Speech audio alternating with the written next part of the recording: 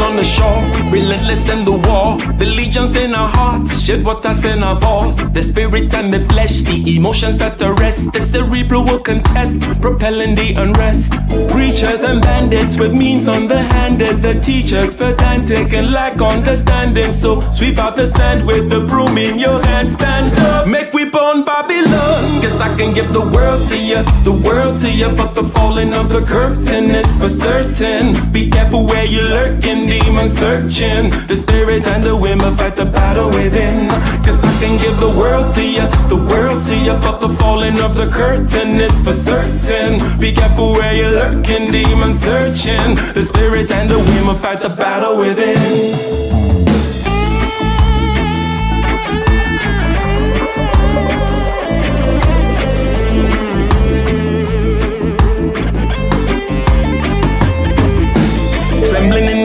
With the semblance of a blaze, with gratitude and rage, we touch another page with delirious delight, impervious to light. This vitality and might encourages the flight. Preachers and bandits with means underhanded, the teachers pedantic and lack understanding. So sweep out the sand with the broom in your hand. Stand up, make we burn Babylon. Yes, I can give the world to you, the world to you. But the falling of the curtain is for certain. Be careful where you're lurking, demon searching. The spirit and the women fight the battle within. Guess I can give the world to you, the world to you. But the falling of the curtain is for certain. Be careful where you're lurking, demon searching. The spirit and the women fight the battle within.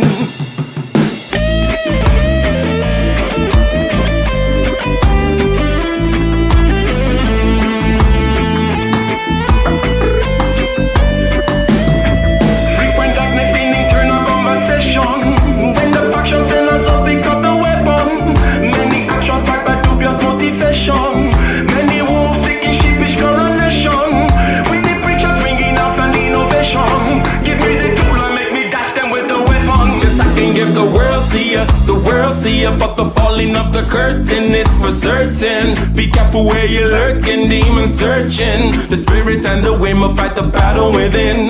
Cause I can give the world to you, the world to you. But the falling of the curtain is for certain. Be careful where you're lurking, demon searching. The spirit and the women fight the battle within.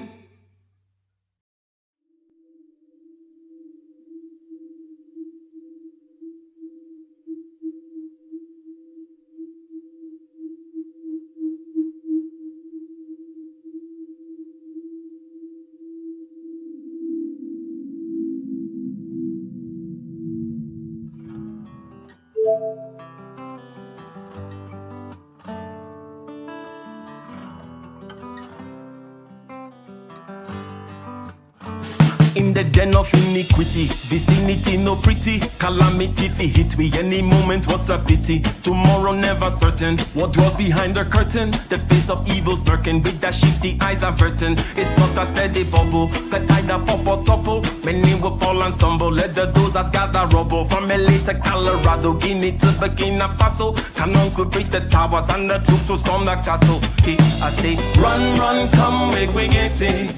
Because the peace that is bestowed upon the meek is overrated. So run, run, come, make we get it. Calling all your daughters and your sons, we come forget it. I say, run, run, come, make we get it. Because the peace that is bestowed upon the meek is overrated. Lord, run, run, come, make we get it. Calling all your daughters and your sons, we come forget it. With the rubble steady rising, and hearts are compromising. Convictions here are stifling, making evil appetizing. The fists are steady forming, and countenance is falling. Defenses are withdrawing, possibilities are falling. In these circumstances, evil will make advances. Pick up your sword and lances, and be sure to take your stances. Victory is never promised, the battle is upon us. Gather the brave and honest, and the righteous in your corners. Well, thank you very much, ladies and gentlemen, and welcome. My name is Ike. How is everyone doing this evening? Good evening to you, one and all. And a special thank you. Okay, special thank you to the super chatter here already. The Dawn, just showing support. Thank you very much for your $4.99 super chat. So, What does the fact that Vladimir Putin decided to invade Ukraine, something which many people thought was rather unlikely, what does that fact have to do with your personal finances? Well, it has a lot to do with the personal finances of many people. Now, war is an economic game maneuver. People fight wars to secure the bag, get the bag, expand the bag, move the bag, if you will. Now, there may be genuine security reasons. However, whether it be to take resources, landed resources such as minerals and oil and whatnot, or as a way of securing a strategic location,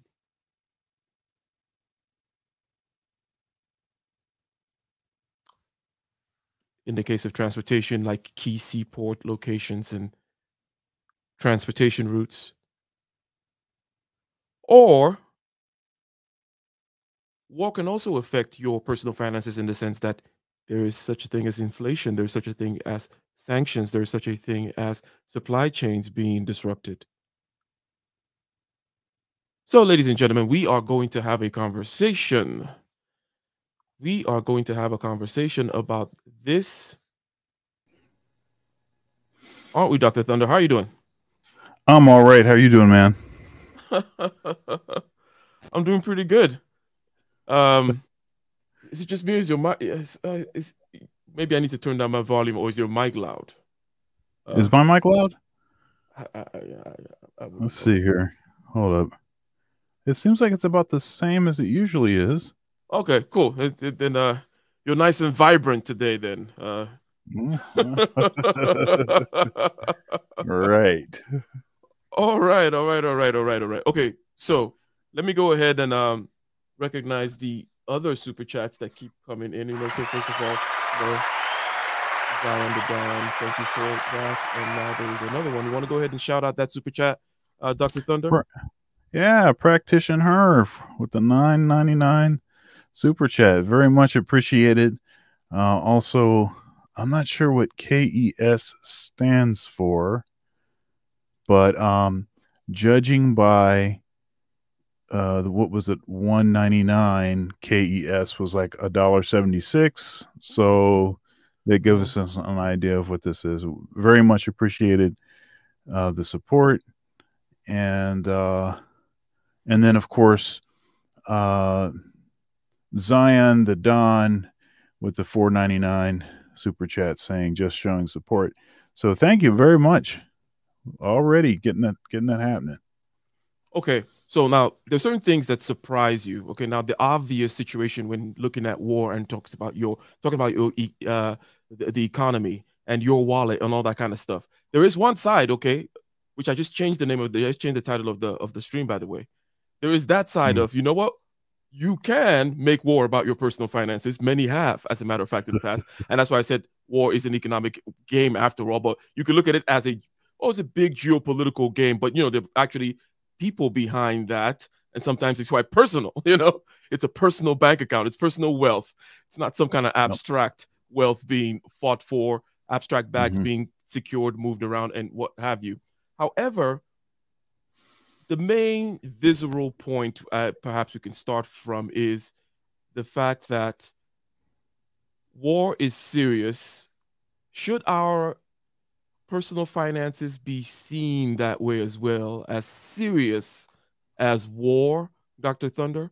Are we in the situation, Vladimir Putin just attacked Ukraine, missed to mention again, and that's really serious business right now for the Ukrainians. And there's supply chain, there is savings that may be eaten up by inflation. There is investments, the things being disrupted in the country as things go. So, should we be looking at our economic situation, personal finance, as serious as war?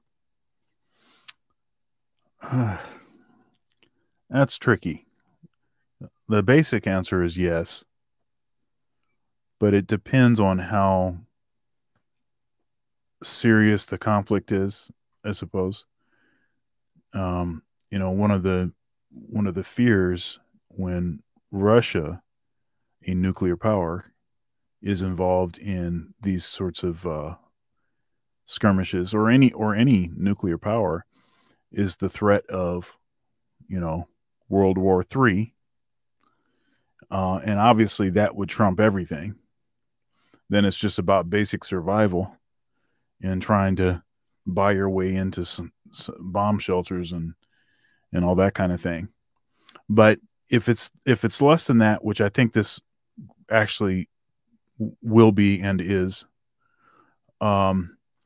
then certainly your personal finances, that's that's how you survive, right? That's how you pay your bills. That's how you progress. That's how you make your mark in the world. It's how you pay your mortgage. It's all of these things. It's of critical importance, and if things fall apart, don't think for a second that your lender is going to be particularly forgiving. Because they got to pay their bills too. So, yeah.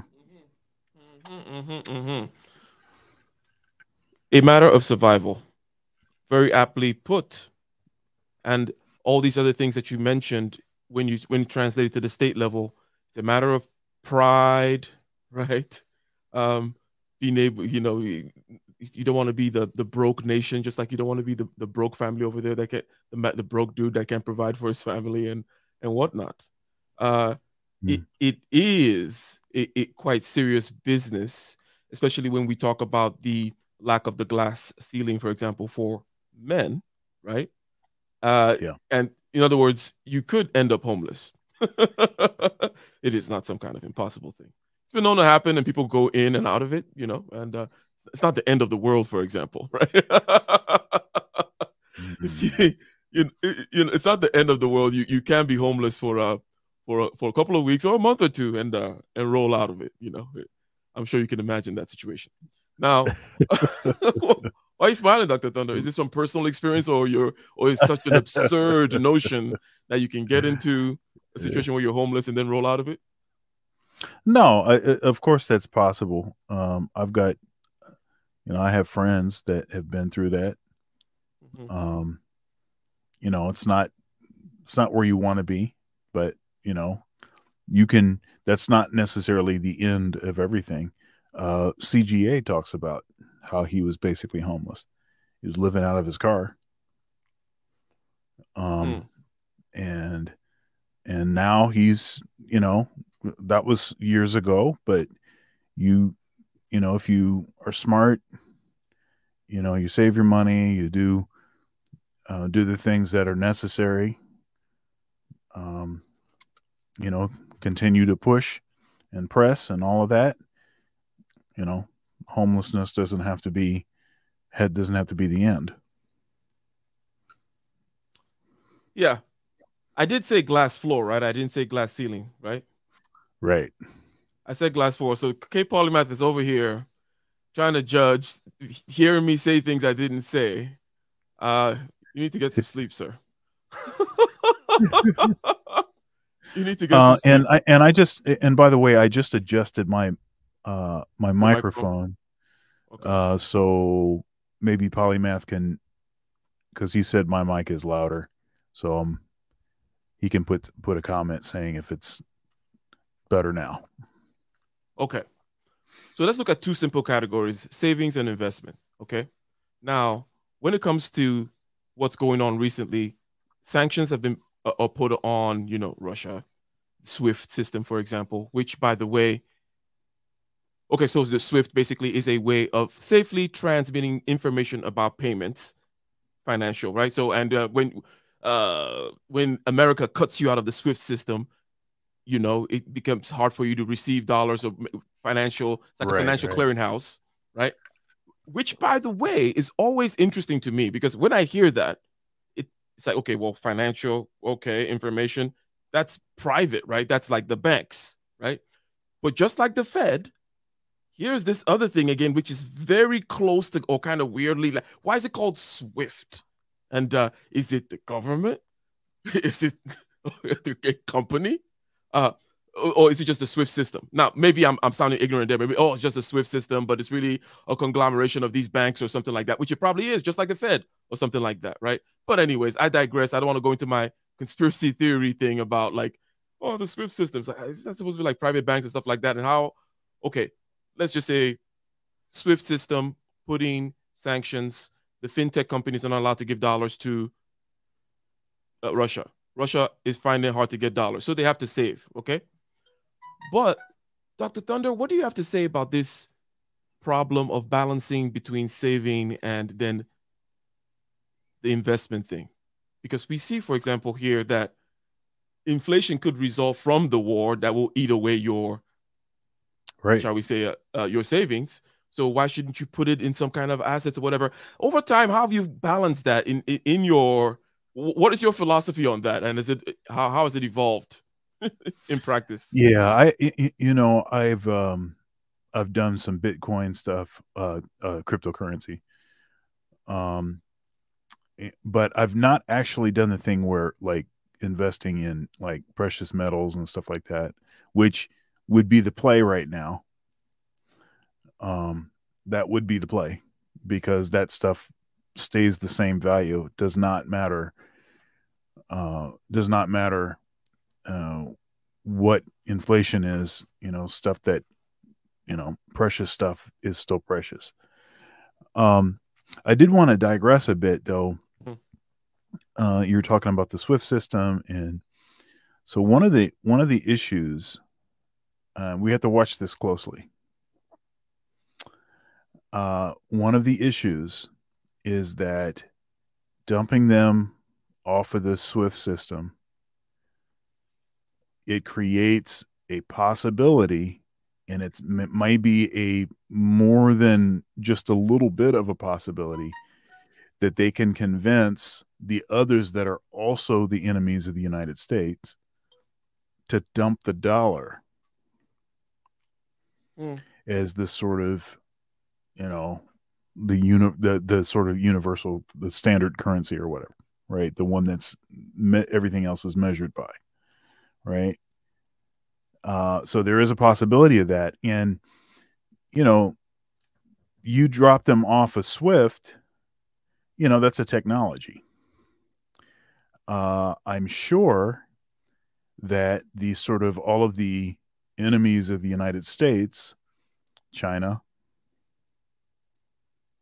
I'm sure that they have adequate technology to be able to develop their own system. And if they dump the dollar, then it would be it wouldn't matter, right? So I'm not saying that that's for sure going to happen. I'm saying that that's possible, and a war like this could create that scenario. If that scenario happens, that flips everything upside down. Let's stay here for a second in your digression. Yeah. So the move to, shall we say, dump the dollar is implied right from the beginning. Okay, right. Everybody wants to take out the top guy, and especially if you're a civilization like the Russian civilization, which sees itself as a unique, providential civilization, and it is a great civilization, right? This has nothing to do with states and regimes, right? Right. So, if you see yourself as such a civilization, you didn't just out yourself as a communist, in other words. By saying that there was anything positive about Russia. I can't. I'm not allowed to. So there have been many people have always argued that, okay, well, unless and until the U.S. military, is, that it's the U.S. military that is really, keeping it that way, and people are not going to go for the Russian way because unless they think that Russia can cash their check, that check 10 years from now. And I don't mean the check literally in terms of money. I mean in terms of being the new purveyors of the global order and having, because it is, after all, a trust thing. That's why that dollar is there. The military is there to back it up. The system is there right in front of you that says, okay, cool. We've kept this thing going. We have NATO. Okay, got the United Nations post World War II. We got NATO post Cold War. Over the Western presence over there in Europe. Why would I go with the Russian guy? Okay, yes, I stand to gain some money, but because there's China too trying to do that, and the games that it plays too with its currency. Okay, so but um, what's the likelihood? Because I also like this thing that you just said. Basically, it's like this is the time.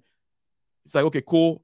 I'm going to do something no one has thought I would do. I would kind of be aggressive, and then because of maybe crypto or some other, the likelihood of certain other things, and maybe I've had backdoor talks with China. This is the time for the dollar to completely. Winter is coming. uh,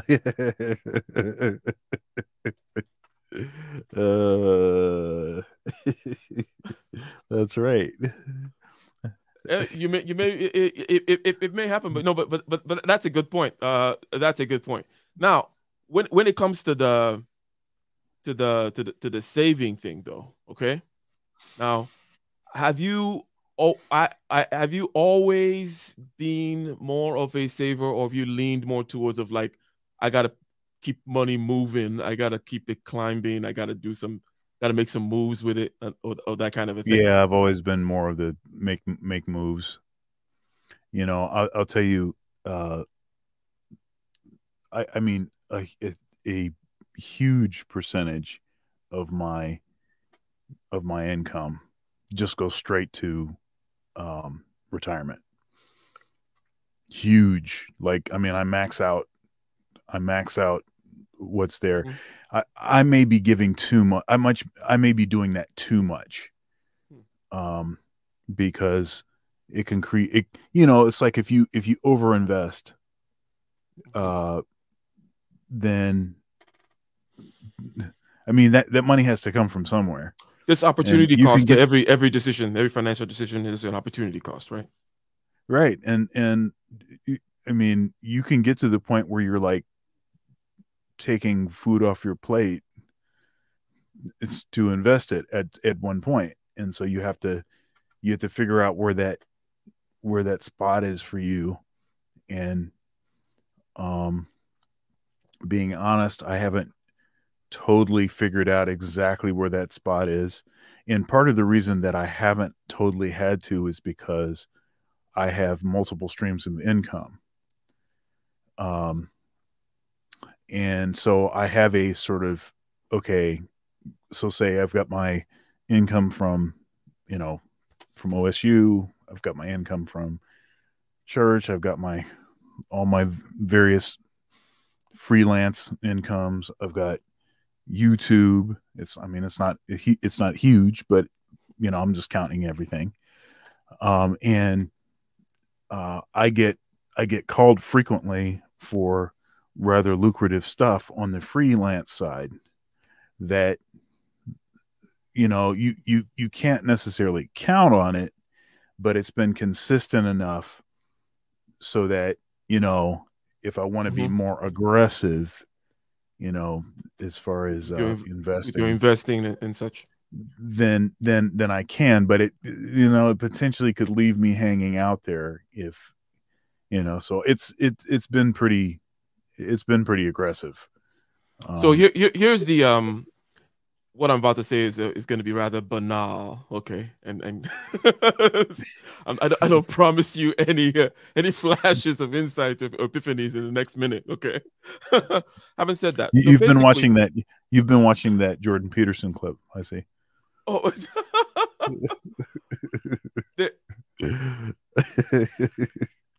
in the cycling through of, let's say, business operations, okay, there's going to be a certain amount of money that becomes safe to have, like a cash on hand for 6 months of even 3 months of employee pay plus a whole year of insurance if that happens, or this, that, and the other, right? Now, there are two bags that I would put with regards to this in terms of the money saving and also investing. And one has to make sure that one is keeping track of these 2 meters, because the cash meter doesn't only protect you as a buffer for when crazy things happen, such as Russia attacking you, okay, or such as the Swift system blocking you, such that you don't have dollars, right? Or such as the fintech companies, Robinhood or PayPal or Cash App, their business being disrupted or some friction being introduced as a result of things like this, right?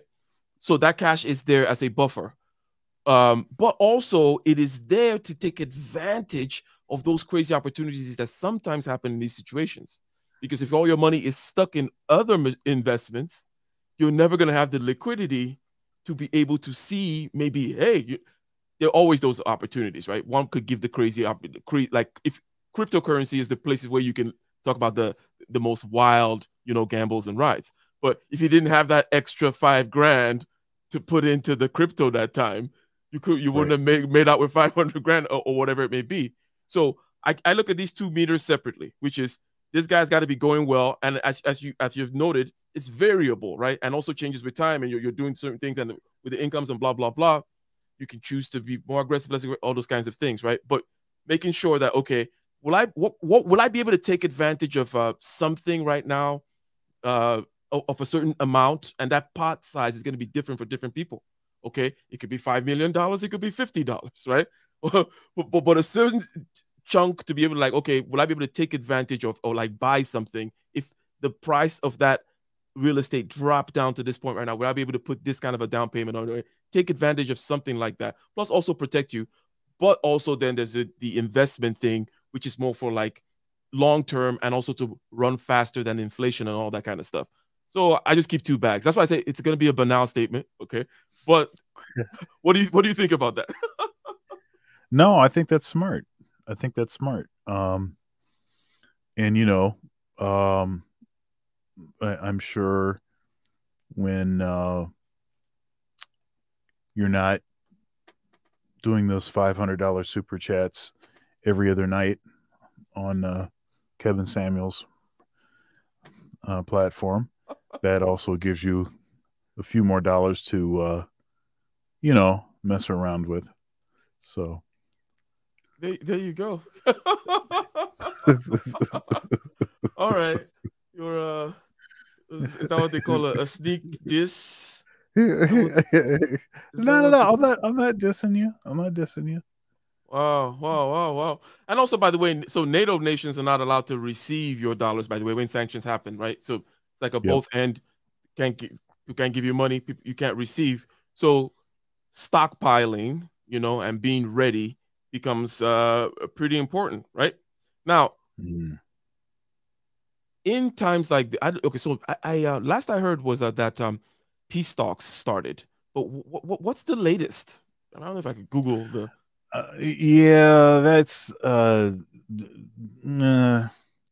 That's posturing. So the peace talks is posturing. What's still going? Are they still being aggressive in Kiev? And okay, go ahead. Yeah, so this is what I think. Kiev is the correct pronunciation there. Kiev. Is it actually Kiev? Because they say I hear them say Kiev. I know people say Kiev all the time.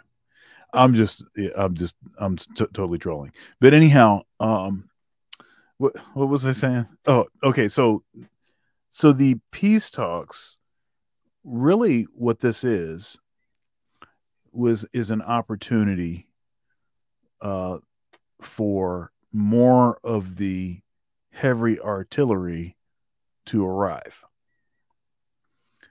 We'll talk for a little bit. We'll act like, like this, but really now my tanks are coming in, all this other, that's really what's happening. That's really what's happening. There's not going to be any peace. And I was watching CGA earlier today. And I mean, there's no, and he's a real realist. I mean, Russia's going to take over Ukraine. And any of this stuff that you hear all of the media outlets, oh yeah, and you know, the indomitable spirit, and the Ukraine, the people of the Ukraine are, they're not going to take this sitting down and all of this kind of stuff. And look, I think war is terrible. I don't like any of this. But I think that that's sort of hoping against hope. It ain't going to happen. I mean, they have no chance. There's no chance. And it's not like the lay of the land is such that,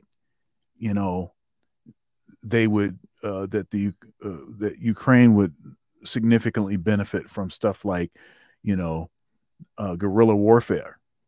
Mm. It's just, they're done. They're done. Oh, this yeah. is over. If It's a foregone conclusion. So really the question is, okay, now that you know that Ukraine is done, how is that going to impact what's next? You're right. It's one of those like, oh, okay, what's next situations, because I don't think America is gonna here's one more thing. We got to get back to the money, by the way. And people are commenting about the money in the chat. Okay, we see the chat over there. And by the way, the super chats are working. The super chat button is working. Go ahead and click that. And for the other clicking that needs to go on, that's for the like button, the subscribe button, the share button. You share on WhatsApp, on Facebook, or with your friends and all that kind of stuff. You share on YouTube in your community tab for the content creators out there. Anyways, yes. One more thing on the NATO thing before we go back to the money and the cryptocurrency, okay? Because this cryptocurrency and the decentralized, okay. Some people are saying inflation doesn't affect certain assets. Okay, and this is directed at UK Polymath, right? Okay, say the increase the value actually more. Okay, gotcha. So basically what I'm saying, inflation is inflation of certain assets. The whole inflation game is you want to hold the thing that's inflating. That's the game. It's not a bad thing when you're the one. Real estate inflation. It's like for a lot of people, that's like, oh yeah, it was great in the 80s. I made a lot of right. The 80s was real estate, whatever it may be. Basically, assets inflate, relative to whatever they're denominated by. So that's what's going to happen with these cryptocurrencies. But we'll get there in a second. It's like this with NATO and Ukraine. Hey, we promise you we won't let you, or we promise we're not gonna, Ukraine's not gonna be part of NATO anytime soon. And NATO is just, again, that it's an American instrument, if you will, just like people like to put it that way, I guess. Just people can also say the United Nations is an American instrument, but not really.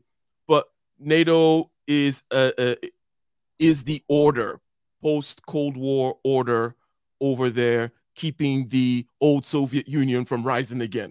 Fair enough. Okay. So, and it's like, okay, Ukraine, we're not going to bring Ukraine as part of the NATO deal. Okay, don't worry about it. And then he turns around and does something which they never expected, which is then turns around and fucking hits Ukraine in the nose. And Ukraine's standing there like, not in NATO, right? It's almost like it's like you can't be part of NATO, and then so what do you think would have? It's almost like, well, then they should have just gone into NATO then, and just be, But one never quite knows how these things play out, right? It's kind of interesting. I don't know if you had any thoughts about that whole kind of little switcheroo there, or just seems like you won on both fronts. Right, and then you've got the what is it? The business with the European Union.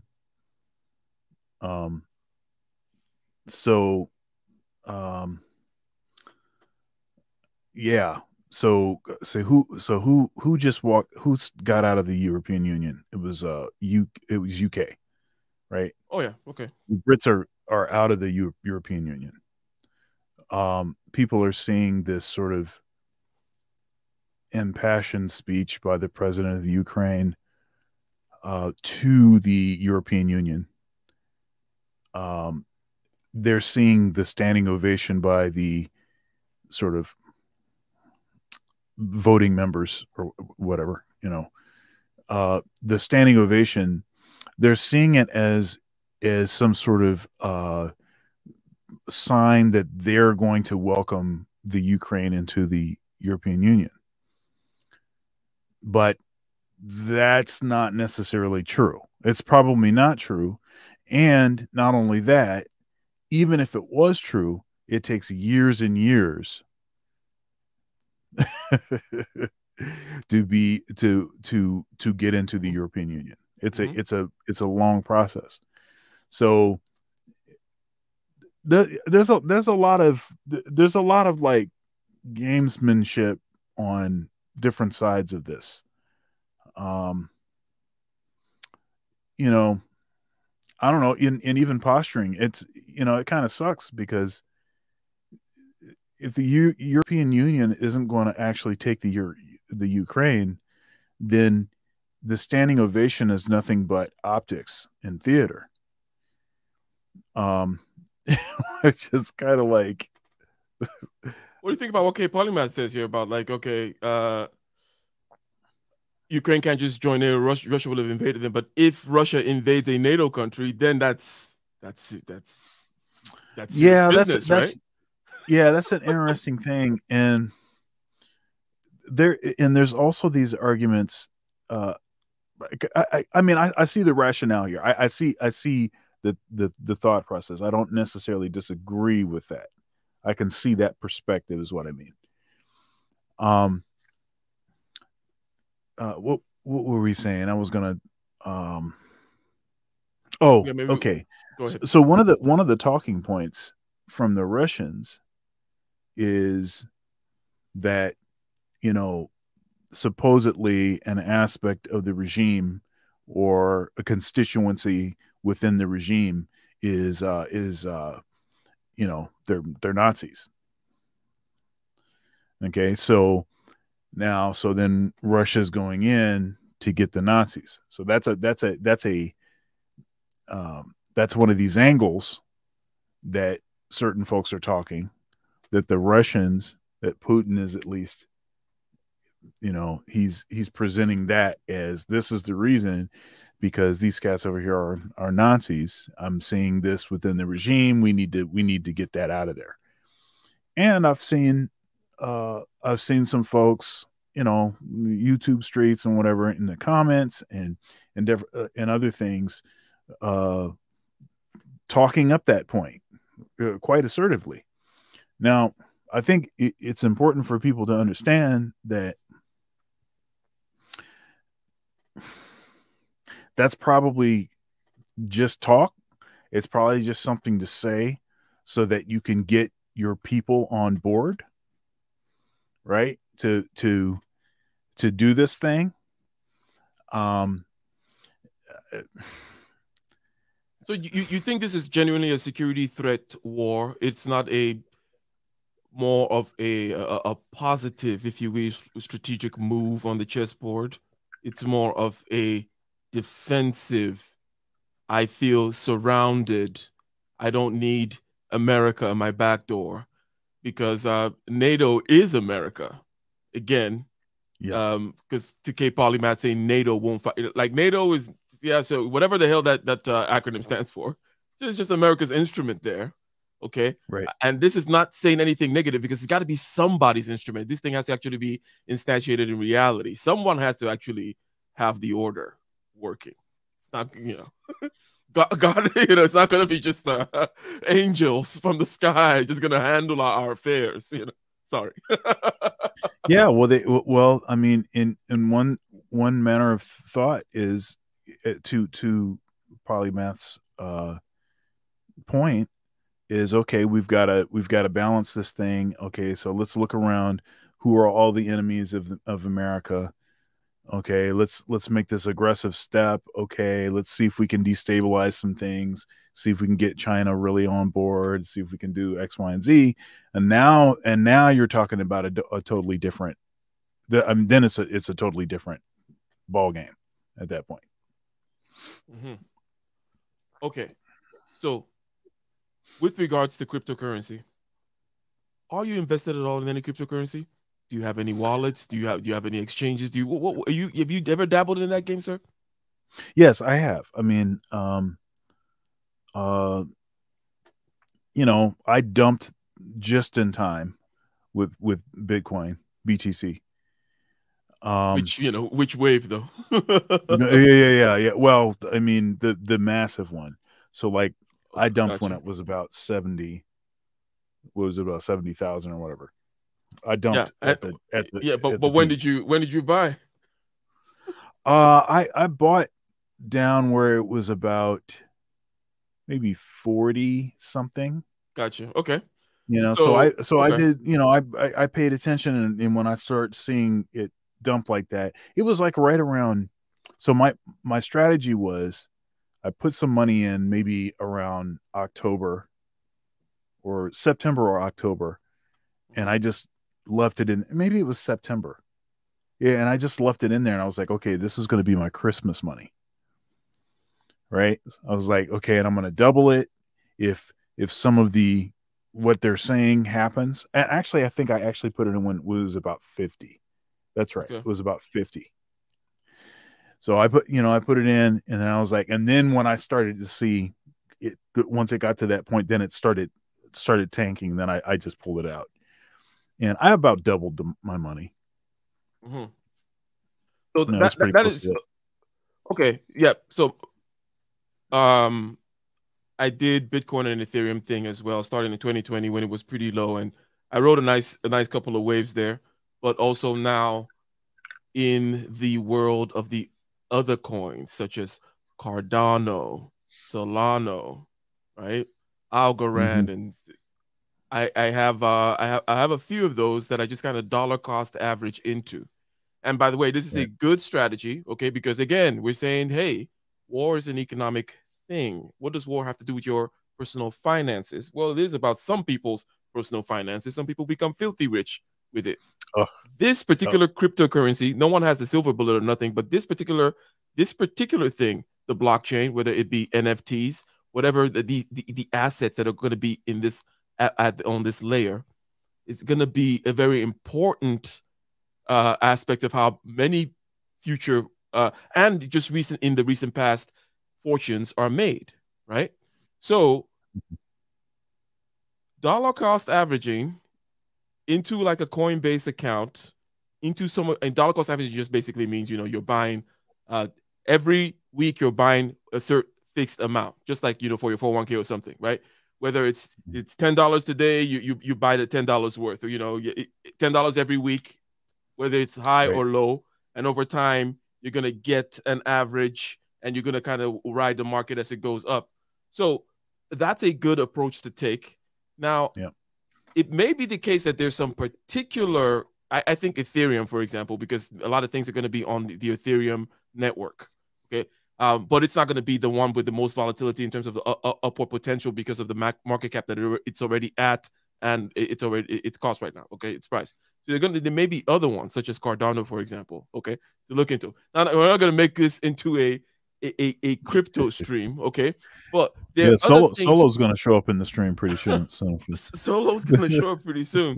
Um, but there are other things like, for let's say, if we take petroleum, for example. Let's say this thing escalates in a weird way. Okay, now petroleum is in not just in fuels. Okay, which we all know. Okay, it is in all your lubricants, and it's in it's many different kinds of plastics and aromatics, right? Paraffin wax, your candles. It's everywhere. Okay, so when that thing starts to get messed up and OPEC starts to awake, let's say, okay, let me speak in coherent sentences. Russia gets blocked with regards to being able to sell its oil. Gazprom, right? Gazprom is losing the war here. There's certain other countries that are going to need to, and if they do, can reap a lot of benefit from improving their ability to produce oil, such as Nigeria, for example, right? Who's an oil producing country, but can definitely ramp up their production. And if you're talking about fortune style money, okay, that'll be the kind of place where you might find it. Or maybe it's not fortune style money, but you're just looking to invest some part of it and maybe double it, like Dr. Thunder was happily able to do here, right? But looking at the landscape, because right now things are, it's not like I can forecast things, but looking, let's say with okay, Russia, what's with Russia? It's oil. There are sanctions. There's certain ways in which things can go, and certain places that will benefit at the end of the day. Where are those places? Can I put my money in front of it? That's the name of the game, right? Yeah. Now, I overall, also have go ahead. Go ahead. I also have some BSV. Is that like the different, the split Bitcoin, the Right. Bitcoin Cash? Right. Yeah, It's it's the original. That's what. If All right. you Well, want my to God. totally destroy the stream, we can argue that point. We could argue about who's the original Bitcoin. Okay, so what we do you can think also talk about the white paper, and the original white paper? Yeah. Let's keep going. All right. So when it comes to personal finance, okay, what do you think? If you because it can't be that complicated. Over the years, what are some of the things, okay, that you can say are your top three to watch out for, or to do, or to make sure you're on top of, or three things, or maybe it's a mistake you're not supposed to ever make? As long as what are the main kind of one, two, or three guiding principles that you think should be top of mind for everyone? With respect to your personal finance, right? Now, okay. the goals may be different for different people, but there are some perhaps key things that you've seen as you have lived through your life, maybe having one notion and then seeing that it doesn't work and then blah blah blah. What key jewels can you drop down there for the people? Maybe there's a young man listening right now thinking, okay, how do I get enough money to be able to then invest in to take advantage of when there's a crash or some kind of asset that collapses that I can then take a hold of? Because the name of the game is to hold assets that inflate. Okay, the rich get richer because the assets that they hold inflate, and if you hold cash, it deflates. It disappears. Okay, that's the whole name of the game. So I need to get enough money so that I can get those assets, and I need to have my financial game in order first before I make the billions. Okay, by taking advantage of the war. Okay, before I get to that level, I gotta at least get some basic things down. So, what are some basics you can say, sir, to if a young student was coming at you like for financial advice? This is not financial advice, by the way. Yeah, I mean, I think you have to save money, but you have to save it in a way that protects you as much as possible from inflation. Right. So if that means investing in precious metals, or developing a particular strategy to use Bitcoin, I'm sorry, cryptocurrency, Bitcoin also, but other cryptocurrencies too, then you could do that. But I think the biggest thing is to try to guard your money from losing value as much as you can. Now, as you pointed out, assets, things that are valuable, that are inherently valuable, and things that, and even stuff like property. So, try to prevent from falling behind on stuff like your mortgage. Dr. Thunder, you know what? Something you mentioned earlier about the freelance thing and the regularity thereof, seeming regularity thereof. You're talking about assets now, and one of the an important asset. Okay, some people call it a business, right? I don't like that word business because it makes it seem like there's some. It's too structured. Okay, But a great asset is a client list, right? Because Yes. it's the machinery. In other words, a client list whom you've served and you have reputation there, and that is a pipeline. Okay, Yep. that gives you cash flow. Great asset that anyone can develop and hold on to, that tends to outpace inflation because it gives you the cash flow to then, put on the street, if you will. Right, right. I mean, if you don't have any, it doesn't matter if you're, um, yeah, yeah, right. So if you're always hustling and always bringing in more income, that's better than sitting around and also your finances, your money, your cash is losing value also. So, yeah, Yeah, and you can take advantage of those. You can be more aggressive here or less aggressive there, or take advantage of certain things. Because again, besides the protective aspect of cash right, flow, or a stack of, the only important thing for a stack of cash is to be able to go grab and take advantage of something, right? Otherwise, if you had a flow of cash, then you wouldn't really have to worry about a pile of cash, right? Like, in right, reality, right. if you had this Right, constant exactly. flow, Because you can't. you would, Right, right. yeah, You can't spend it all. Um, yeah. anyway, I mean that's the that's the thing. Okay, so what have I said? Save your money, protect, try to guard your money from losing value, and if that means investing, if it means buying precious metals, precious items, try not to fall behind on your stuff like your mortgage payment, because when stuff gets volatile, that they could be varying degrees of empathy or sympathy for you. uh Can they use bank? Can they? Are they allowed to use bankruptcy in according to your rules? uh well, yeah, I mean, if you need to, I mean, people people use that quite effectively when they go through a divorce. Mm-hmm. um and you think about it, if you're starting all the way over anyway, what's the if you're being choked by uh significant bills and things that were generated by something that is over, Mm-hmm. I don't know what the benefit of holding on to that, especially if your credit and everything is already destroyed, damaged, needs to be rebuilt anyway. Might as well take the full Monty, right? uh Yeah, yeah, gives yeah. you So way to get started it, over. Yeah.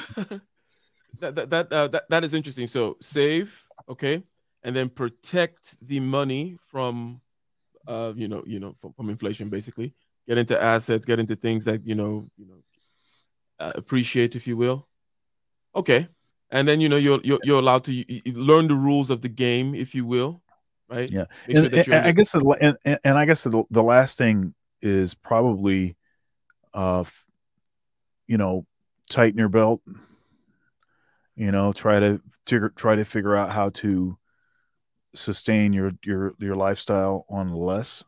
Start looking at, okay, what am I Mhm. what am I doing here and there that I don't need to do. So I think so all of those kinds of things, because say for instance, say so you have this cash flow.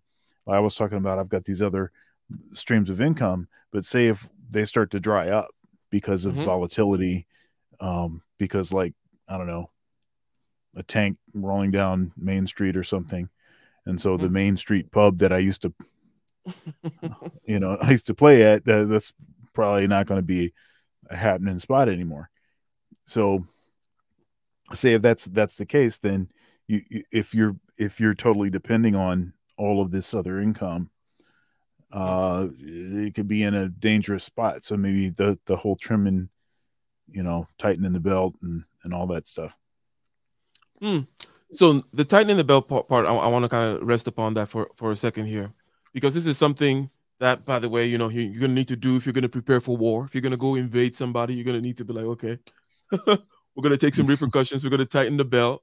All right, we're going to save up. We're going to have good stock of this and that. We're going to be ready. We're going to be disciplined. We're going to strike. Now, knowing how to tighten the belt, okay, versus when people just, versus the principle of tightening the belt itself. Oh, well, whatever, Ike, making distinctions without differences again. It's like, no, I think there's a difference there. Obviously, there is a skill to tightening the belt. Is not a box you check, is what I'm saying, okay? There's a whole. It's right. It's like it's like weightlifting. It doesn't. You don't just check a box. Okay, you do it. You learn it. You get skilled at it. Blah blah blah. Right. So, I think that because sometimes when you're skilled at it, then you can kind of you might be able to allow yourself slip a little bit more. Because sometimes some people are just sliding downhill. They don't even know the skill of tightening their belt. What does that mean? That means having your budget. You can go outside your budget a little bit if you're proving your discipline and you're like, you know what? F it. It was a great summer, right? We had we did great numbers last month or whatever it may be. Right? But knowing how to do it, basically meaning, like, for example, for the past 10 years, I had this one spreadsheet. It's the same freaking Excel file, okay, that I made for simple budget, because budget just means, especially on a current account level, because there are two things I'm going to say here now. I just started saying the second one. The second thing I'm going to say is the levels of money. But the first thing I'm saying now is just tools that help you with the knowing how to tighten the belt. Knowing how much is coming in, generally speaking, okay? And then you're like, okay, what are the things that have to go out? Again, that it's not complicated. That's why it's the same spreadsheet for the last 10 years, right? You don't have to come up with new formulas and, but the quadrant of the variation and the delta on the, no, pretty simple. And then you start putting certain, like you say, you max out on your, on your 401k, for example, right? You put as much as you can. You're probably even overdoing it, right? So that's a good way of exercising that muscle of restraint. Okay. Now, another good way is making sure that you have that dashboard, that you observe it, that you know what your limits actually are, right? And then that, you're from there, you're feeding each bucket or each layer of money appropriately. We talked about two layers already, the investment layer and the cash layer, right? Investment layer is the layer that we know what that is. You got it in assets, you got it in the business, you're investing in yourself, whatever it may be. And then the cash layer is the one that's going to protect you from, when Russia attacks you, or to take advantage of opportunities when Russia attacks Ukraine and some asset plummets, and then you are able to grab a hold of it, okay? Because the name of the game is to hold on to assets, because that's what inflates, right? So these particular buckets of money need to be fed, right? Along with other buckets, such as like your 401k bucket, which is the long-term bucket, right? Along with, let's say, if you're some kind of if you have some kind of plan, right? Like a short, let's put it this way: a college fund is like a medium-term plan, right? In other words, something where you're gonna need to cash, it's gonna cash out someday, right? That's another set of buckets of money, okay? That need to be kept track of, because here's one thing that many people don't understand. I think that people don't understand. People always just look at money as like one bucket, and it's either this much or nothing. And that's the best way to go broke. If you look at it like that, you gotta break it up into all these other things. Like the 401k money doesn't even exist. It's out there in the future, right? Whatever. That's just gone, right? That bucket is not even seen, okay? And then you have some other relatively closely more seen bucket, and then things like that. Take, for example, there's certain kinds of investments that you can make, okay, that you can do right now that will, let's say you start dollar cost averaging, okay, $100 a week, $200 a week into a spread of certain cryptocurrencies that are likely, they're not going to be the 1000x ones, but because of their track record and being in the Ethereum network or whatever it may be, and maybe you could go risky on some NFTs and stuff like that for the next 18 years. Let's look at that bucket of like the child college fund, okay? If you did that, okay, that'll help, with the compounding and all these other things. And again, the chance that one of these might 100x one day, right? Maybe just only one of them. And if you were to be have the right spread, otherwise you might be doing like 50% on your money year over year, whatever it may be. That's a great way of handling the, shall we say, discipline issue, is to look at your money as different buckets. So you need to start panicking, okay, when there's issues going on with the revolving bucket. That's that bucket of like the money coming in and you're paying bills and this and that and the other, right? That's the level you should be panicking at, okay? If you can't keep that straight, forget the. I'm getting obtuse now. Am I making sense, Dr. Thunder? Yeah, yeah. I mean, at the heart of that issue is cash flow, right? So you could have enough money over whatever period of time, but the timing of when that money comes in could create serious issues as far as being able to pay bills on time and that kind of thing. So it might not be an issue of if you have the money, if you're going to have the money, it's when that money comes in and is it ready to be used for X, Y, and Z, right? Mm-hmm. And that's a that's a problem. You gotta. They say have 6 months of savings of living expense or something like that, right? Okay, Dave Ramsey. So in a business, for example, okay, let's say there's a certain amount of money I need to have in order to pay salaries. Okay. There's a certain amount of time that it takes for invoices that I send out to my clients to get paid. Okay. Mm-hmm. It's usually like 90 days on the far end. And then some people are pretty good. They do maybe 45 days. Okay. But these companies, right? The smaller the person, the quicker they pay. Interestingly, right? The bigger the organization, the more they get into their 90-day thing, whatever, and the check has to go through 17, blah, blah, blah. And I always wonder why they still send checks. Businesses still send checks. I'm like, anyways, I think just an excuse to delay your payment, just holding on to your money for longer. So over this 90-day period, and some multiple thereof, depending on how conservative you are, I should be able to make all my obligations at any given point in time, right? In other words, if you just stopped all the invoices from happening right now, how much longer, how many months can I run, right? And that is a key aspect of not over leveraging your business. How did I jump to over leveraging? Because if you don't have enough of that cash, what people tend to do is to have lines of credit, getting into leveraging your stuff, right?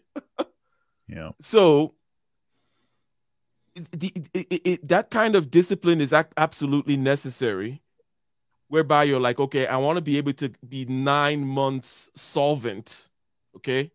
So that I don't, and then have a nice, rotation of how I'm getting my invoices and all that kind of stuff. My accounts receivable is running smoothly, but I want my books to be solid so that I'm not dealing with leveraging myself, so that I have enough of that free cash such that when some crazy other business opportunity comes up, boom, I'm able to do it. So anyways, that was some more just pragmatic, banal stuff. Yeah, right. Yeah, you stole the word right out of my mouth. I was going right for that one. Yeah. So there's something similar about exercise, diet, and money, Dr. Thunder. Can you tell me what that is? There may be many things similar about it. Well, number one, it's involving human beings. Okay, how do we go from Ukraine and Russia to diet and exercise? But anyways, diet, exercise, and money, and maybe addiction. Yeah. Go ahead. What are your thoughts? Well, yeah, it's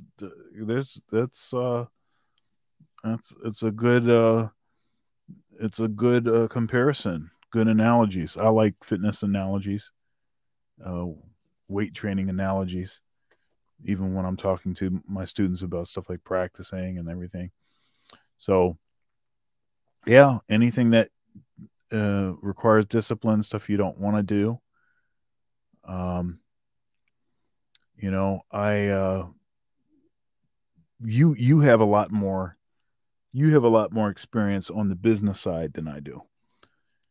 Um, on the structured business side, I will say, I do a lot of business, but it tends to be freelance business. It tends to be a client contacts me because they want me to write music, or they want to book my band, or I teach lessons, online lessons and things. So uh, it tends to be that kind of thing. I mean, Let me ask you this though. Haven't you noticed that um just came to so the money, exercise, and diet thing, okay? You can't teach people these things. You can't teach somebody to lose weight. Fundament is okay. Let's not get into the minutia. But what I mean is this: it takes a yeah, what you're saying, decision. what you're saying here is you're not talking about teaching them the principles that will lead to them losing weight. You're saying is there has to be a desire to lose the weight. There has to be a reason that is profound enough to cause them to put themselves through pain for an extended period of time. And Pain. that is the thing that you cannot, you can't teach that. Yeah. Pain. There is pain in the exercise, diet, and there's pain in the money game too. Because getting the money is not easy. It doesn't grow on trees, as they said, blood, sweat, and tears, all that kind of stuff. Uncertainty, blah, blah, blah, blah, blah, blah, blah, blah, right? There is pain in these three things. However, the principles that govern them, how many calories in, calories out, right? That's the diet rule right there. Done. Okay, exercise. Okay, well, just use your body. You know what it's for. Do stuff with it. Right. Very simple, okay? But the difficulty, same thing with money too. Again, like I said, that one spreadsheet doesn't need to change, dude, right? But it's like a decision that people need to make. And that's one thing I found out about this money thing or this business thing. Because you can talk about certain, and again, we can then teach people principles as to, okay, well, here is the way to better sharpen up your marketing. Here's the way to better sharpen up your processes so that you're more uniform and blah, blah, blah. But generally speaking, when people decide, okay, I want the money, what do you think people have hang-ups? Or do you think people have a hang-up over money? Here's look, well, I think so. Yeah. But why do you think that's the case? That people have a hang-up about money, maybe bigger than hang-up about whether their weight or their diet even. But the money one seems to be just kind of a big thing. When you say hang up, you mean like they're afraid of it. They don't want to decide. The unwillingness to engage with it. Some may excuse it as seeing it as an uncouth topic. For example, there's so much taboo and this and that and rule and etiquette and you get what I'm saying around the subject. Yeah, it's like this kind of crazy masquerade going on. Yeah. So yeah, that's interesting. I think part of it has to do with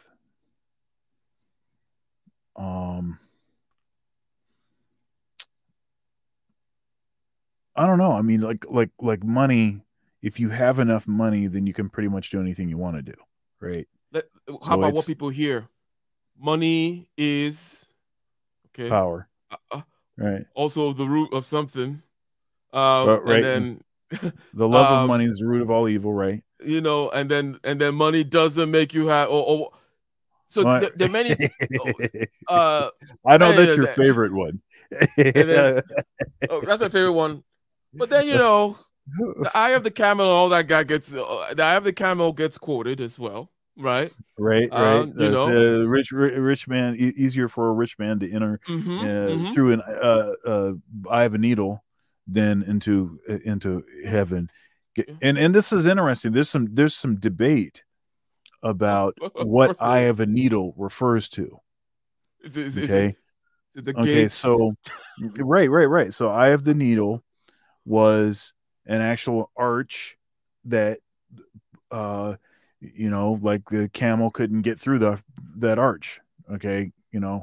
It's a very small, okay.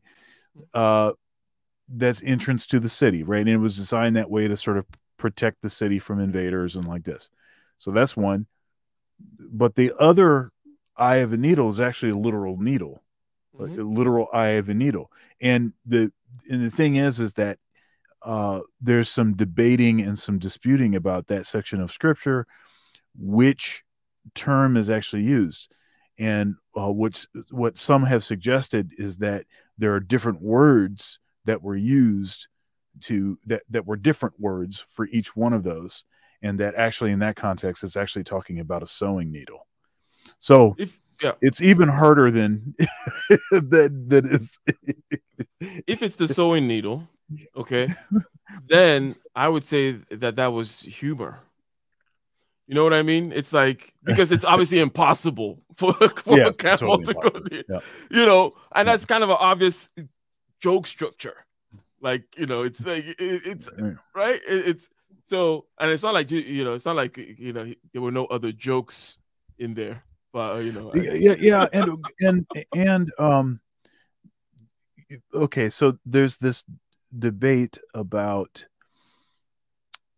you have these sort of literalists, with respect to interpreting the Bible. You have the more liberal folks that kind of, they do what they do with it or whatever.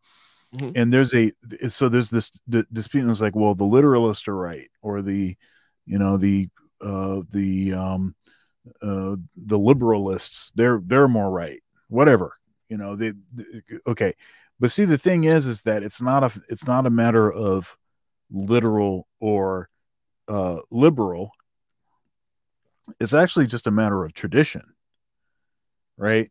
So this is the value of these bodies of Christians that actually respect the unbroken apostolic succession, right? The value of an unbroken apostolic succession is that many things that you can't know from just looking at the document, there's a lot of other information that you're privy to, right? So then it's like a non-issue. It doesn't matter if it is figurative or if it's literal. Doesn't matter. The tradition will dictate which way you interpret it. Okay, now right? let me so Jordan Peterson will come for you here after, because he has to play devil's advocate now. But traditions, they can calcify and they can become tyrannical, and they never did. Anyways, the arc right now, right? So, and that is the question, right? Because you're talking about people arguing about what within the tradition is a lot of the arguing. Okay, so let me qualify what tradition I'm referring to. So there's a type of tradition that is referenced in the New Testament always in a negative fashion, this tradition of men, and then there is the necessary tradition to actually understanding the Bible, and that is holy tradition, right? So or oral tradition, so you have that, and then you have the written tradition, and then the idea is that the holy oral tradition and the written tradition, those together actually are what make the Word of God. It's not just what's written, because you don't know what it means, and you couldn't know what it means fully. The context, the backstory, none of that stuff. You can't know that if you just pick it up and outside of outside of that window. So that's what I mean in so then it would be less about like a calcification of a particular perspective. No, it's just about, look, you need to kind of understand the context. Makes Or else sense. Makes you're going to sense be because lost. it is not irrelevant that this comes from the Jewish tradition, to use another, because Yeah. there is in there the written word, and then there's the what might be called the oral Torah, which is Yeah. the Talmud. The Talmud, right? Yeah, yeah. Mm-hmm. Okay. And it's filled with arguments, but that's not a bad thing in the sense that that's what these Jews do. So it's interpretations, right, and making sure that we're keeping track of the and even when there's at the edges, right, at the edges where things are unclear, at least we know where those edges are, right? And there's things that have been written by maybe this guy, maybe you want to follow the Babylonian tradition, or maybe you want to follow something like that. So I understand what you mean by the tradition aspect of stuff, and the sequential nature of it. In other words, if it can't be separated, because once it's now separated, then things change and something got lost and that kind of a deal. Okay, now how are we doing on time, Dr. Thunder? I forgot. It seems like we got about maybe 15, 20 minutes. Okay, so we go. got about. Now, here's the thing, right? All those things that you said there about what to do with how to get how to handle the money. Let's get to how to get it for a second, okay? In terms of, let's say you wanted to make the maximum amount of money right now in America. Let's not talk about your level of skill. You're starting from a basic skill level. You're just like a basic guy. Let's say we give you 2 years of a community college with the ability to take 2 years more and get something else. So you're relatively still kind of open in terms of your direction that you could take. Okay. Let's say you're 20 years old. You're 20 years old. Okay. 2 years community college. You're out there. You're single, ready to mingle, ready to move, ready to make things happen. Okay. Where would you start in terms of actual location? Okay. Geography in the United States in terms of opportunities right now. And then how would you plan out that life? Okay. Where would you choose to live for both job and economic reasons and save blah blah blah? Can you can we sketch out a story like that for this young man? Let's say call him Jonathan for the next 15 minutes. I'm gonna tell you, middle America is hard to beat. Oh, so you're Midwest. Midwest is where it's at. Okay, why? Okay, someone is listening right now. Okay, there's a Jonathan listening right now, or an Omar or something like that, and he's 20 and he's got 2 years of and he's saying, hey, why should I go to Middle America? Why should I go to Ohio or something? What's there? Yeah. So, and I'd say Texas is like this.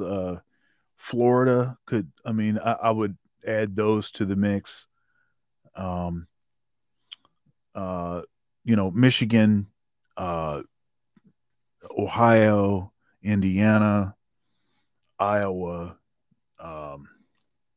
There's a lot of places in that sort of general vicinity that would be great for cost of living. Okay. So I'll tell you one thing about where I live. I live in Columbus, Columbus area, Columbus, Ohio area.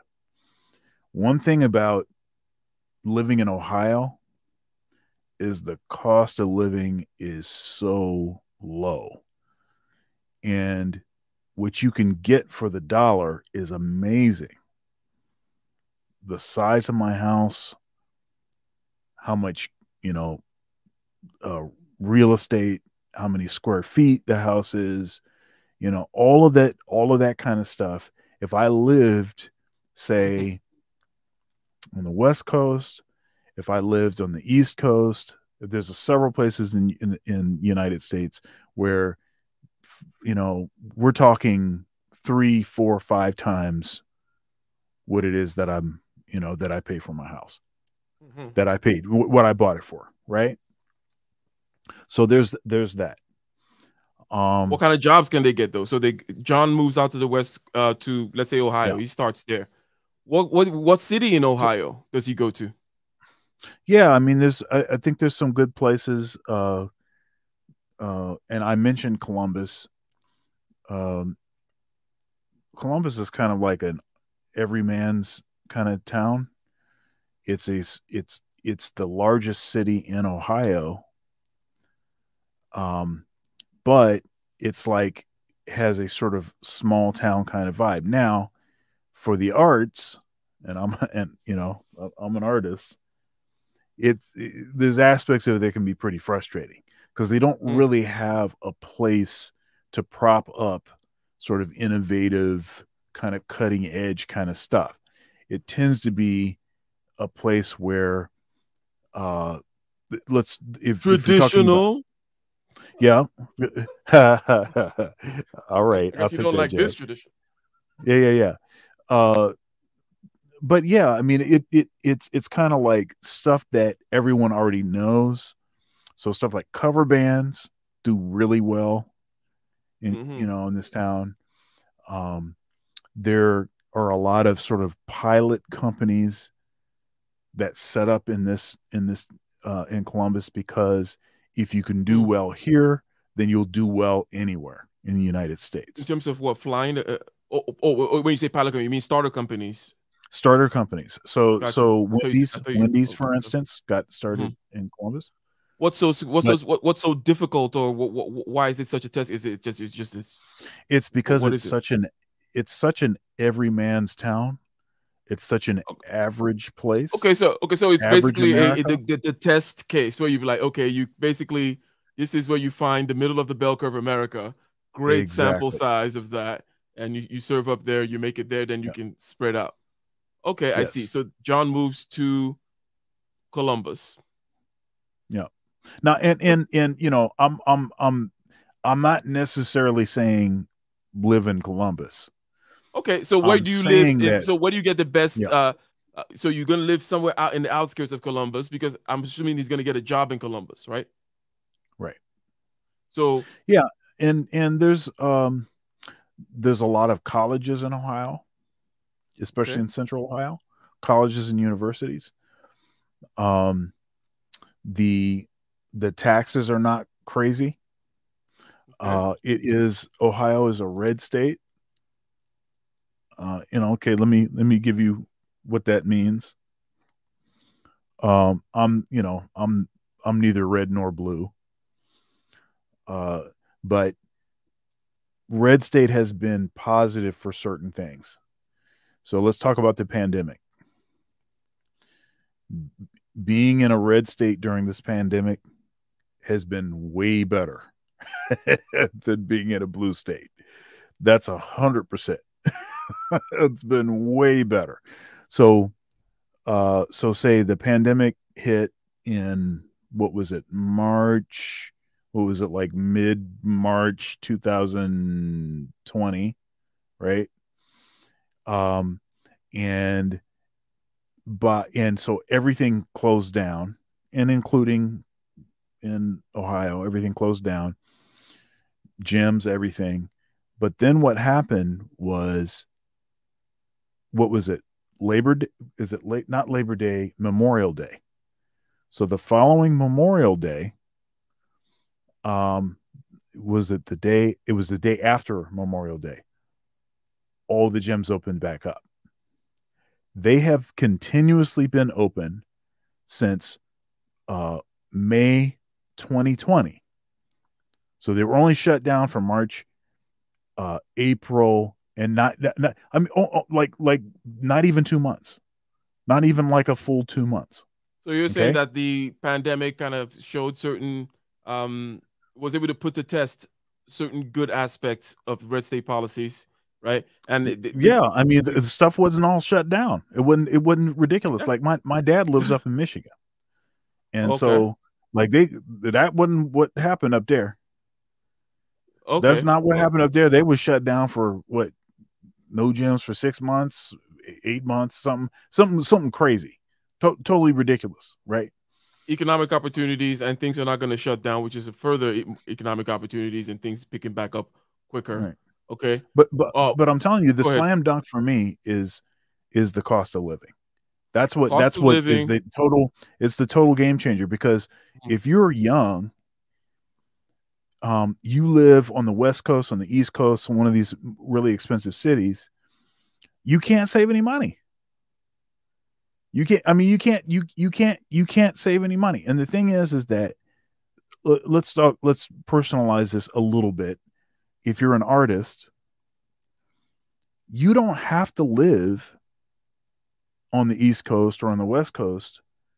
You don't have to live in those locales to be successful. There's something called the internet, and you also have access to the airport, you know, a car, you can get to places where you need to if there is a good enough opportunity. It used to be that as an artist, it was critical that you be in one of these large cities that was sort of a mecca for the arts. You couldn't make it otherwise. But the internet has been a total game changer. If you are feeling like, okay, I really do need to be in some sort of mecca for the arts, Nashville. Look, Nashville, the cost of living is low, but you still have access to a lot of the stuff that's going on. There's a huge sort of a singer-songwriter thing that goes on in Nashville, and there's a lot of studios. There's a lot of there's all kinds of stuff that's going on. So you don't have to do the East Coast, West Coast thing. You don't have to necessarily do that. Now, I know folks that have been really successful doing the East Coast, West Coast thing. Mm-hmm. More power to them. But as a young person, unless, and this is what I always tell my students, if you're going to move to the East Coast, let's single out the East Coast, because a lot of jazz musicians like, oh, I got to get out to New York. Okay, if you're going to move to New York, that's cool. I'm great with that. But you need to move out there for a job, or you need to move out there to get a graduate degree. Okay, so I like the graduate degree thing because if you get like a full assistantship, that means that they're subsidizing everything. Well, not just subsidizing, they're paying for your room and board. They're paying X, Y, and Z. You're getting a stipend on top of that. You can live on that. And say if you're doing a master's degree, usually that's a 2-year program. Now, what they say in New York is you want to give it 24 months, right? So 24 months of hustling, 24 months of setting up networks, going out to jam sessions, late at night, all of that kind of stuff, trying to connect with folks. It'll take 24 months before people are like, oh, okay, this guy is actually here, blah, blah, blah, blah. Okay. See, the graduate degree gives you that, but it gives you sort of like I don't know, a buffer. I don't know what to call it. It gives you're not quite so naked, going out there. You have a little bit of protection, you're not, I can't believe I'm going to say this. You're not going in raw. Okay. So summarize what we've told John so far. John, 20-year-old, what have you told him? I'm sorry? What have you told John? Have you forgotten about our character? Yeah, no. I haven't forgotten. Okay, so summarize what you've told John, basically. And okay, it may be just the one thing, which is basically save money by cost of living stuff, or what? In 2 short sentences, what have you told John to do then? Yeah, I mean, you want to find a location that the cost of living and the opportunities to do the kind of things that you want to do, you find this sort of happy medium. Mm-hmm. Okay. And it may be that the Midwest is not a place that you can do the kinds of things that you want to do. I'm fine with that. And I can, okay, fine. And honestly, if I wasn't where I am mm-hmm. for the job that I'm in, mm-hmm. For my gig at Ohio State, you would be somewhere else for another gig. Right. I would be somewhere else. Right. So, but even with let me take a slight tangent here. Even with stuff like how much should a job pay? So, say I apply for such and such a university position on the West Coast. For what I'm making in Columbus, those dollars, they do not, it's not the same. So if they try to say, okay, well, we'll match this offer, we'll add, hey, we'll add 20% to your salary. That ain't nothing. They need to add 3 times to my salary to make it equivalent to what what I'm making with the cost of living where I'm at, right? And this can be a strategy where folks will apply for jobs, West Coast, East Coast, and they'll get a nice fat job offer, and then they'll try to leverage that against their middle America, or some people. Money. Some companies are, let's say, global or just national companies even, and then there are many different offices and such. And some people do the move thing. Right. Start over here, get the big, negotiate in San Francisco, and then all of a sudden you got to move to Iowa, to the Iowa department, and they're going to cut your salary in half now. Or, anyways, that's interesting. You know what? What have you got to promote this week? Okay, have you done? How was the interview? How was your Who were you interviewing? Who did you interview again recently? Well, I was supposed to interview Bernard Riley. What happened with that? Well, we're going to do that on this coming Monday. Okay, Bernard Riley coming this Monday. And then when are you going to release it? So I'll release it Tuesday. So not, so a week from today. So what is that? The 8th, March 8th. It'll be 10 a.m. Eastern Standard Time. I'm interviewing Sister George tomorrow night, and that one will March 3rd. And then, of course, I'll have a Thunder's Thoughts at 9:30 p.m. Eastern Standard Time on Thursday, March 3rd. And then we've got a case closed, and I think I've drawn the short straw. So I think it's my turn. So it'll be on my channel, 4 p.m. Eastern Standard Time on Sunday. So that'll be great. And then, of course, we'll be back here next Tuesday, getting ish done. Excellent, excellent, excellent. Ladies and gentlemen, again, thank you for your time and your attention. Okay. So what does the big geopolitical movements have to do with your wallet? Okay. On the one hand, they're economic moves and that you can learn from. You can learn negotiation from them. You can learn how to take what is owed to you, perhaps, or at least you can learn the seriousness. Dr. Thunder told us about the seriousness. It is a life and death issue. It is your livelihood. There is no glass floor. You fall through, and hopefully you may be able to bounce back. But also, it affects you in terms of inflation. It affects you in terms of finding opportunities. There's simple categories such as savings and investment. Okay, savings does 2 things. It protects you from when you get those hits, like Russia is hitting Ukraine right now. And it also gives you the opportunity to take advantage of buying certain assets, like Dr. Thunder did when Bitcoin was around 50, and then he flipped it. Okay, that's the idea of having that cash in hand so that you can do those kinds of things. And then there's the investment, which is there to outrun inflation. Okay, so you have an asset, it is the thing that's being inflated, or you have a pipeline, which is a business, it's giving you cash flow and all that kind of stuff. Okay, and then Dr. Thunder talked about John and how he needs to cut his cost of living, go to Ohio, go to a place where, as he said, your cost of living is low and you'll still be able to do the kinds of things that you need to do. And in these days of the digital landscape, if you will, okay, you should be able to do a lot of things that you want to do in the middle of nowhere, for example, at a low cost of living, right? And overall, my one big thing for John then, is to add what to Dr. Thunder said before about, tightening your belt, is to think about your money in many different buckets, not too many, at least 3, 4, 5, and understand that that's just how the game works. There is no one bucket, otherwise you're in trouble.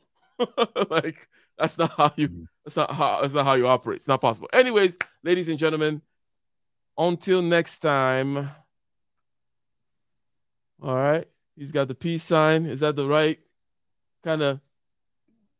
How come no one does the peace sign towards the front anymore? Was that too corny? It looks like Verizon. It looks like I'm doing the Verizon thing. Wow, Verizon came and co-opted it. All right, ladies and gentlemen, we're out. Peace.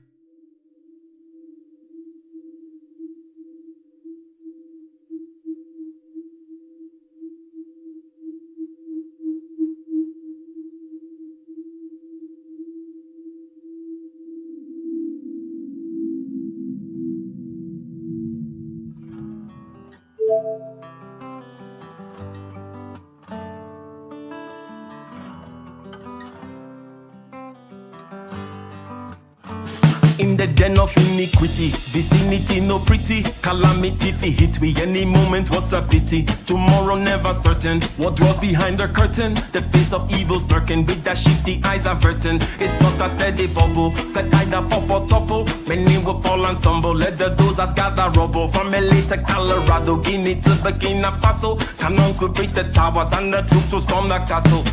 I say, run, run, come, make we get it. Because the peace that is bestowed upon the meek is overrated. So run, run, come, make me get it. Calling all your daughters and your sons, we come forget it. I say, run, run, come, make me get it. Because the peace that is bestowed upon the meek is overrated. Lord, run, run, come, make me get it. Calling all your daughters and your sons, we come forget it. With the rubble steady rising, and hearts are compromising. Convictions here are stifling, making evil appetizing. The fists are steady forming, and countenance is falling. Defenses are withdrawing, possibilities are falling. In these circumstances, evil will make advances. Pick up your sword and lances, and be sure to take your stances. Victory is never promised, the battle is upon us. Gather the brave and honest, and the righteous in your corners.